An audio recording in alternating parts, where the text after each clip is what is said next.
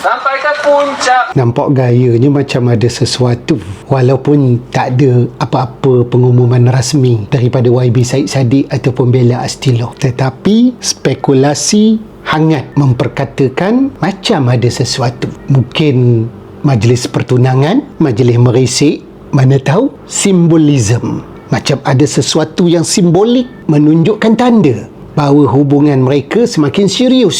Ini sudah baiklah. 15 Januari 2026, tarikh mereka berpakat untuk mendaki Gunung Kinabalu sekali lagi dengan berbusanakan baju Melayu Syed Saddiq dan juga baju kurung Bella Astilo. Jadi apakah gamoknya yang tersirat? Tapi ramai yang menganggap ini merupakan petanda kepada hubungan yang lebih serius. Jadi kena tahulah kaum, pendakian ini merupakan satu metafora hubungan. Bayangkanlah mendaki gunung ni memerlukan kerjasama.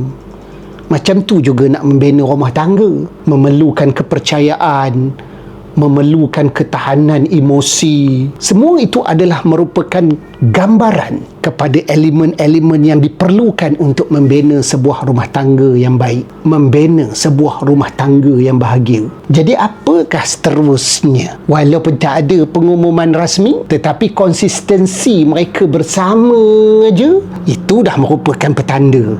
Ya tak?